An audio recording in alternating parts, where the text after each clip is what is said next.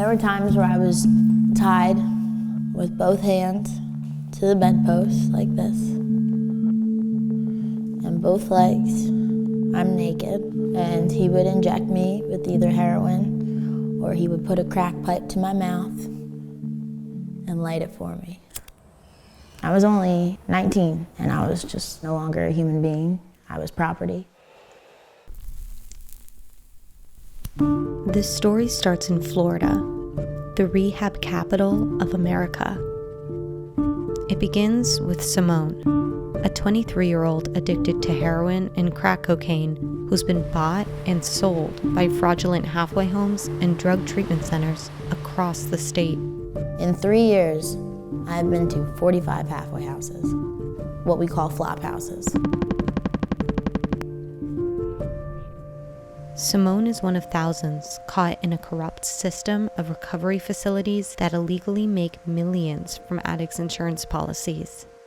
So who are the people buying and selling addicts? They call them body snatchers or junkie hunters, and many of these hunters are after something much darker.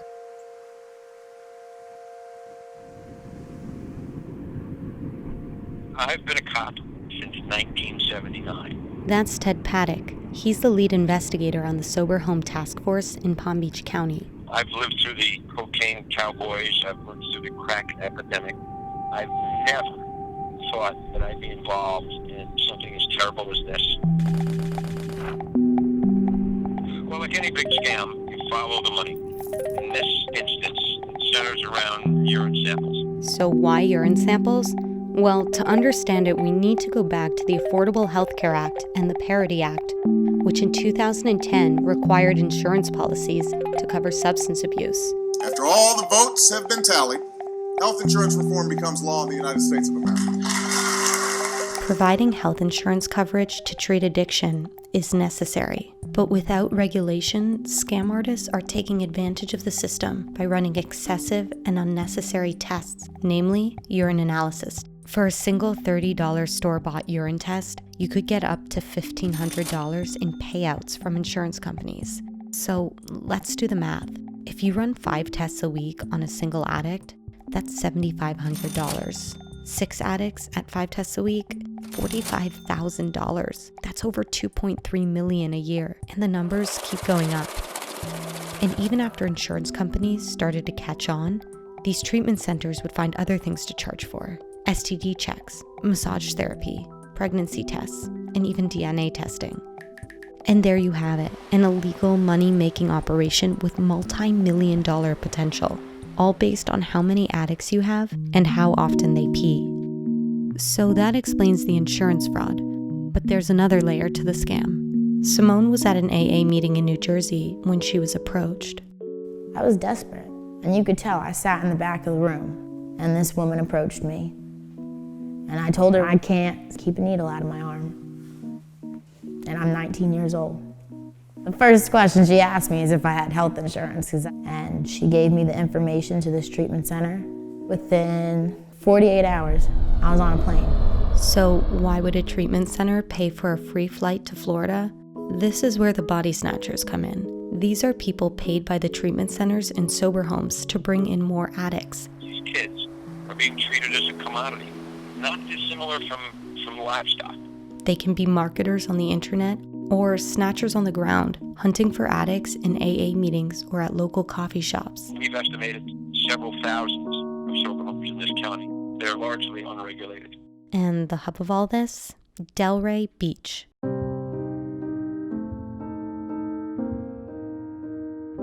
This past year, I stayed at a flop house on Swinton Ave in Delray Beach. I stayed there for over 5.5 months, smoking crack and shooting heroin every single day, and they just ran my insurance. My mother still receives bills. Simone's mother showed me stacks of actual bills from these flop houses, showing up to 5 urine tests a week and charging her insurance over $115,000 for a 5-month period. If you have a good insurance program, you're a gold mine. What we call body snatchers, they are preying on the most vulnerable people there are. And they will lure them with cash, with gym memberships, drugs. To further complicate it, each relapse, those insurance benefits start anew. And flop houses will actually pay you to relapse, just to restart your benefits.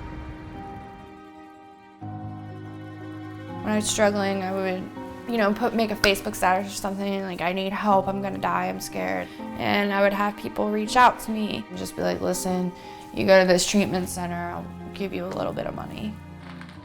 Zoe was first given opioids at a hospital when her appendix was taken out at the age of 15. I remember my mom just standing over me, and I was like, I like this. And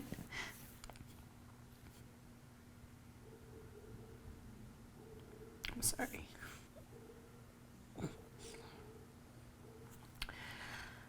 And then after that, I kind of dabbled a little bit until my mom got diagnosed with cancer. She started getting Dilaudid. And I would army crawl into her bedroom, and I would just pour about 30 or 40 of them into my hand. I was 16,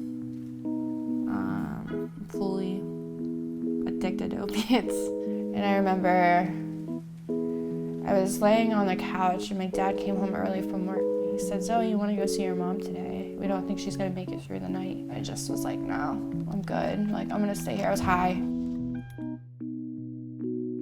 He came home later that night, and he said, your mom died. The next day, I went and used heroin for the first time. Like Simone, Zoe was lured to Florida by a marketer who profited from her referral. But the story gets more complicated. Addicts who were lured in become more than commodities for their health insurance policies. Many women become trapped in a sex trafficking scheme that cushions the profit of some of these owners.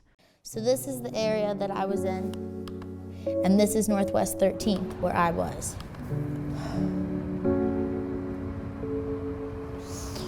I haven't been back here in a while.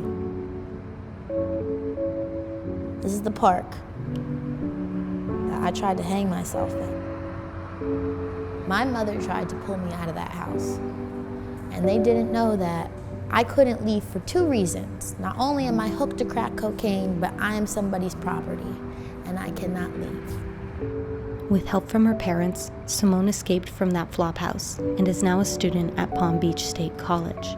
She says her classmates have no idea that she's one of thousands of women and men lost in what they call the Florida Shuffle. We're about to go to the Motel 6. It's great for trafficking because the highway is right there. When women come down here, they do in fact become sort of the property and a commodity that's to be traded. It's like a hellhole where they end up powerless, no options, in the hands of people who are going to trade them. There are girls that are 12, 13 years old. We hear that they're being passed around, groups of girls that are moved from place to place, treated like chattel. Authorities have made over 30 arrests in just the last year. The most infamous of these cases was that of Kenny Chapman, who pled guilty to multiple counts of money laundering, insurance fraud, and sex trafficking. Susan has represented some of his victims. So he would actually market them in houses of prostitution. He was also giving them drugs to have them relapse so they could go to a higher level of care and he would make a higher profit. I ended up in one of Kenny Chapman's houses. He had the houses so that they were not only able to be locked on the inside, they were able to be locked on the outside. The windows had locks on them. If we did something that he didn't like, he'd lock you in a room or he'd sell you for dirt cheap. He would let you know that 4 people just ran through you for $20. He would let you know that 4 men just ran a train on you for $20. He'd let you know. And he'd let you sit there and think about that. Wouldn't even get you high. Because now you want to get high just to be numb. Just to not feel, to not think. I sat in a bathtub and filled it with scorching hot water and a gallon of bleach. And I sat there just scrubbing. Because I wanted it to get off. I wanted it to just go away. But it didn't.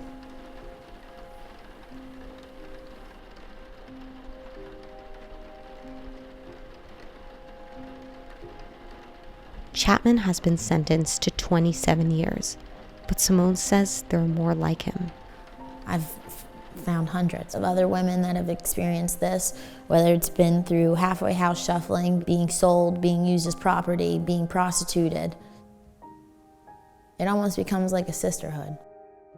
The thing is, treatment can be life-saving for some addicts, and there are good sober homeowners and treatment centers actually trying to help people. But unless they're willing to take kickbacks, many are forced to shut down. Sometimes I would get a client in, everything is fine. You go around 2 days later and they're gone. And I've had people offer me a lot of money to bring my clients to a different treatment center. The climate of recovery down here, it's just not worth it to me here anymore. But Florida isn't alone. Flop houses and fraudulent treatment centers are popping up rapidly throughout the country, and the consequence is a dramatic increase of overdoses and deaths. And while law enforcement has cracked down on treatment centers in Florida, the problem is spreading to other states. It's not just the Florida shuffle anymore, it's the California shuffle, the Arizona shuffle, the North Carolina shuffle, the New Hampshire shuffle. It's everywhere. I mean, it is a horror story. If you aren't paying attention, if this isn't in your town today, it will be tomorrow. I was almost 3 years sober when I relapsed a few weeks ago. Don't want to be a statistic. Hope I don't end up killing myself, because that's the reality of this place. I want to see the day I turn 30. That's what I want. I just want to make it to 30.